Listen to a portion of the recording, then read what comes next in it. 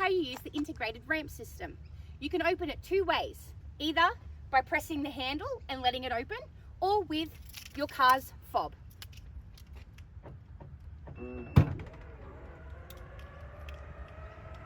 You will see that the tailgate will first open, shortly followed by your ramp system.